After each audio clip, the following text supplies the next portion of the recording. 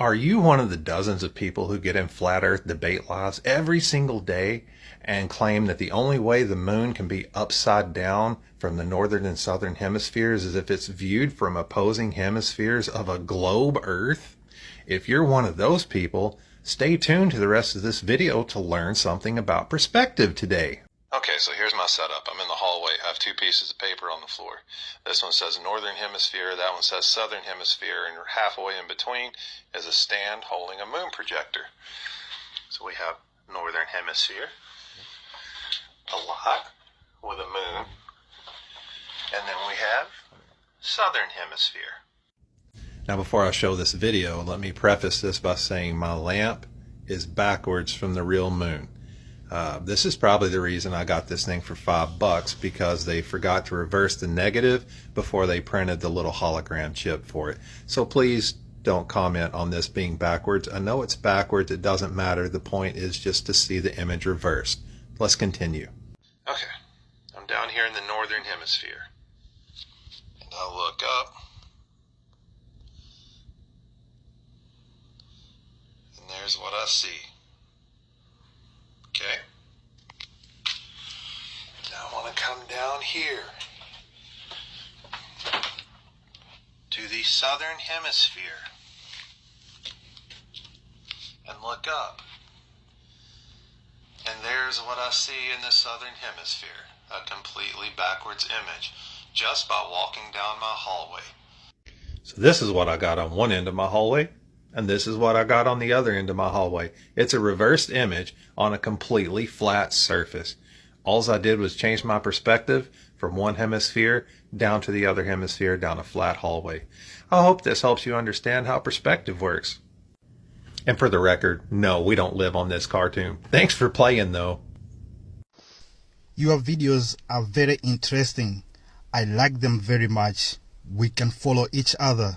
Well, Maya, I followed you back.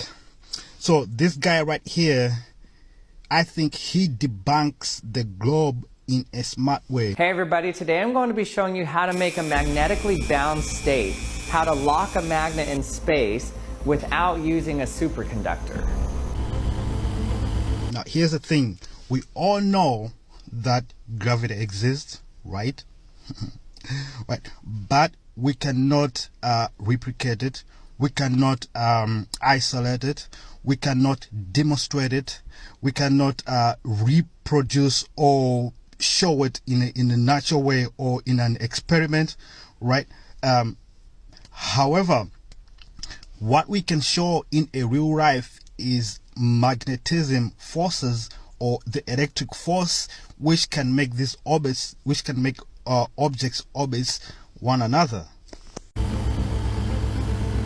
So previously I showed you an experiment where I used a type 2 superconductor and I cooled it down really cold and then exposed it to a strong magnetic field. And in that demonstration what happened is you can actually lock the type 2 superconductor in space. So it doesn't completely get attracted and doesn't get repelled, but it locks it wherever you put it. Now this experiment in and of itself is pretty amazing. If you have a homogeneous magnetic field, it can glide through it like nothing. Or if you have an inhomogeneous magnetic field, it gets locked exactly where it is. Now the ability to float something in place without any attachments to it is pretty amazing. It has implications for levitating cars and technology of the future. The only way to show gravitation orbits is through computers, is by using coding, is by using cartoons. For example, if I were far out in space and I took a bowling ball and then I shot a golf ball at the bowling ball, I could get the golf ball to orbit the bowling ball. But you have to shoot it at the right speed.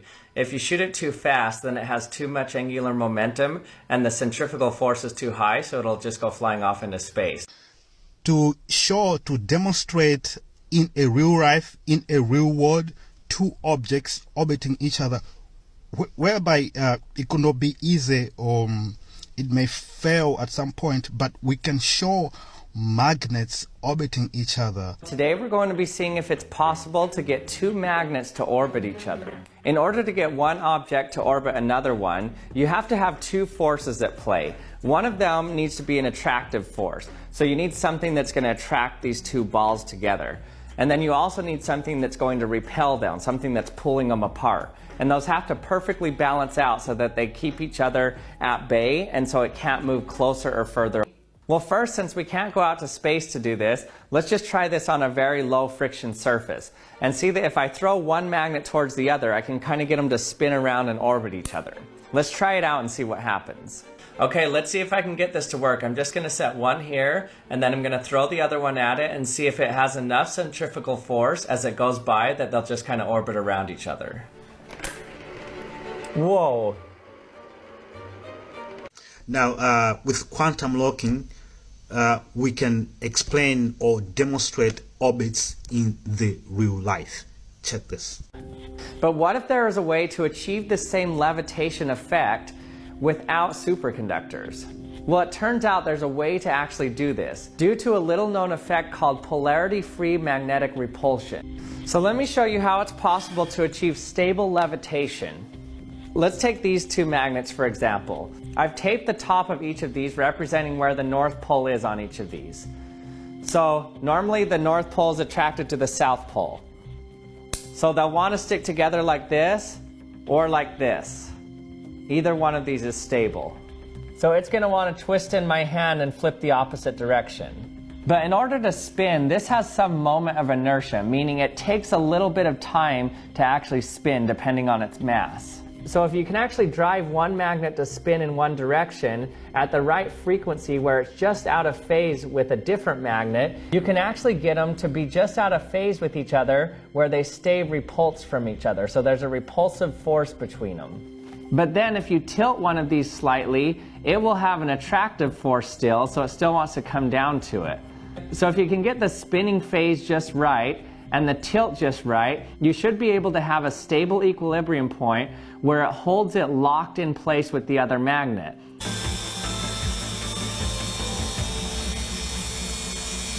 It lifted up, look. It's locked in place. Now you can show this effect in a much more precise way by using a rotating drum that has magnets in it. These videos are from a man named Hamdi Yukar. And he basically has devoted the last 5 years of his life in studying this effect. What's really interesting about this is it's not very well known in literature. Everything we're seeing was pre-planned. So this Time magazine cover of Mars was in December of 2022. But who is the mainstream person which is infatuated with going to Mars? And the same one that claims to be right before the Great Flood. This video is about to get ridiculous. So we now have the portal opener saying that he is going to go to Mars within 2 years. But this race to Mars is actually predestinated. You're about to find out that one of the brains that created NASA knew Elon Musk way back when. This book right here was written in the 1950s by no other than Wernher von Braun himself. But in this book, in the 50s, it says that the Elon would be the leader of Mars. They thought it was just an English translation, but no, it's also in German. Elon. Pretty strange name, don't you think? So let us continue. A couple days ago I made a video insinuating that Elon Musk may be a fallen angel. Yes, this behind me is all ancient cultures around the whole world, all depicting fallen angels, looking exactly the same. When someone randomly tells you they were here before the flood, believe them, because nobody can make such an outrageous lie up out of nowhere. And yes, we've gone over this, they're everywhere. And I do mean everywhere. The fallen angels and the men of renown being the Nephilim. But what else do all these parties have in common? They're all obsessed with watching stars, planets or wandering stars, and watching comets. And by the way, the Book of Enoch, whether you like it, read it, or don't, says that comets are actually demonic entities that had nothing to hold on to. So they fell. So we have NASA, NASA, we have Musk, SpaceX, we have the Vatican with the Lucifer telescope to see things in the sky. What things in the sky? And now we have UFOs, UAPs, aliens, all sorts of stuff appearing in the sky in every country, in every state, every single day. Right now of all times. So what's weird about that? Well, Aleister Crowley, the first person to see one of these things, was friends with Wernher von Braun and all the creators of NASA. Google Braun's assistant. There is quite literally nothing new under the sun. The same people and organizations that convince the masses that there is no God all clearly believe in God. Jesus and the Bible are the only thing that the elites mock. It is the only religion that you're allowed to mock and ridicule. Any other religion you can't say anything about. Christianity, you can do whatever you want, however you want to do it. First, we have my favorite, Elon with the Baphomet suit. Lil Nas X again. Doja Cat in one of her many demon outfits. Megan Thee Stallion. Kendrick Lamar. Billie Eilish. Lil Uzi Vert. The Olympics opening ceremony. The entire Olympics show this past year was all biblically based. We literally measure time based on when Jesus' life was. Don't allow these same people to convince you that God isn't real. This is not art. This is blasphemy. If this type of thing was done with any other religion that you can think of, he would have been canceled so long ago. And that in itself is one of many obvious confirmations that Jesus is the truth. These are the people that are convincing the masses that God doesn't exist, while they spend all of their time mocking God, going to rituals, and everything else.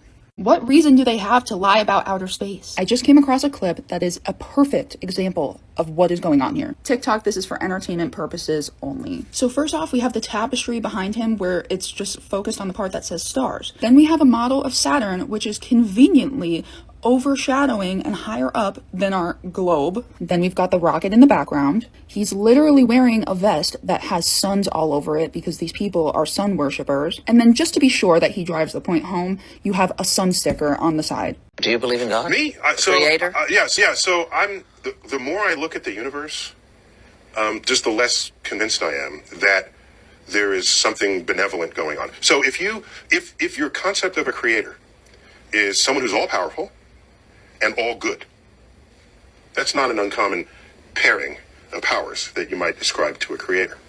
All powerful and all good.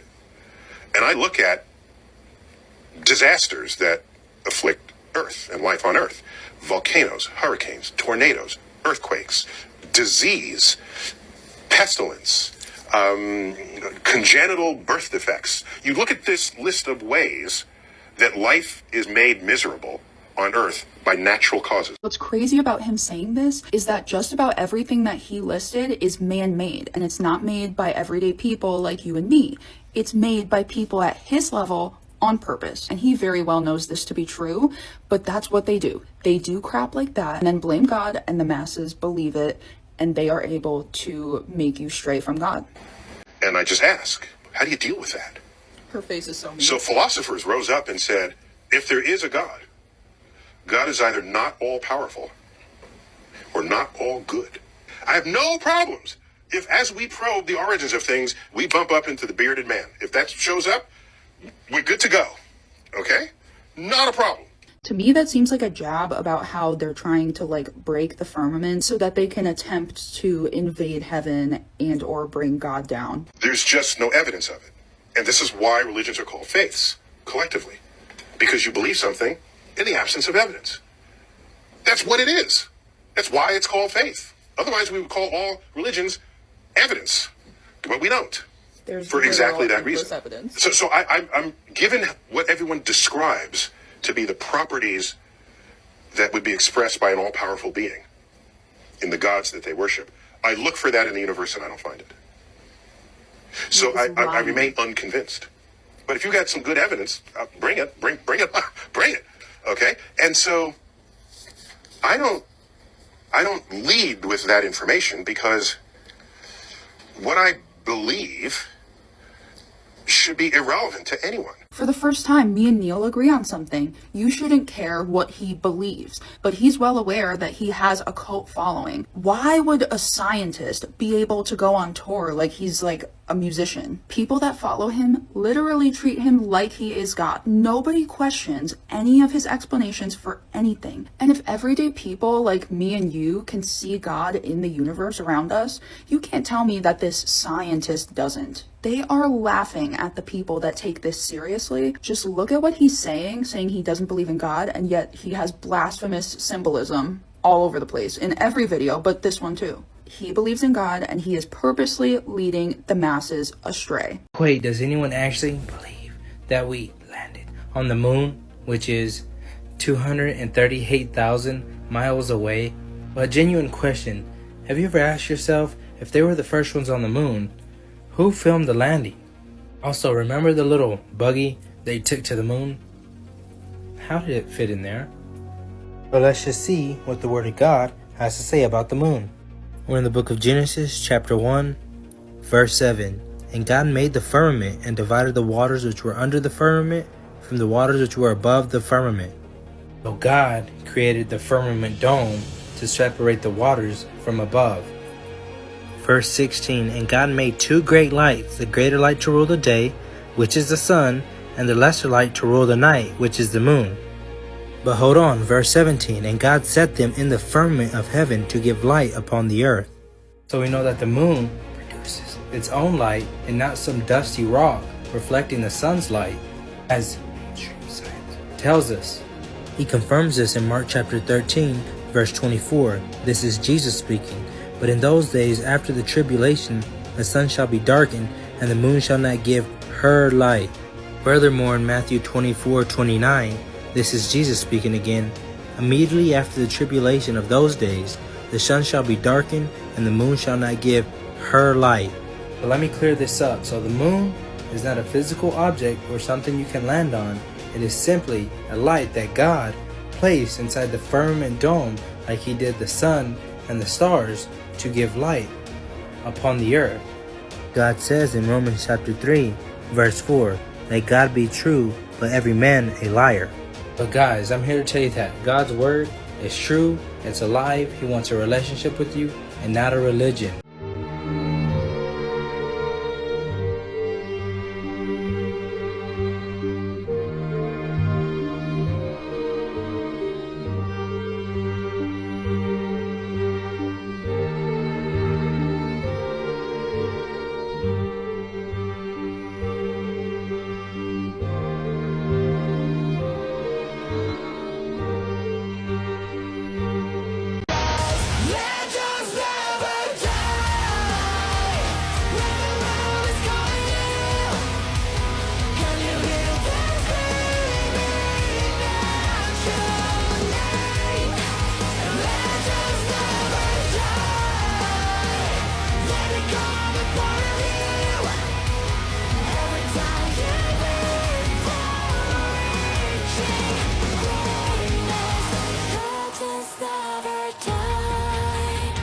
It came in the mail and y'all are opening it with me.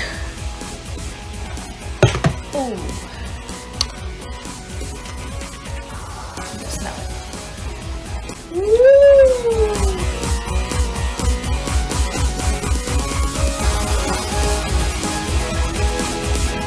Here we go.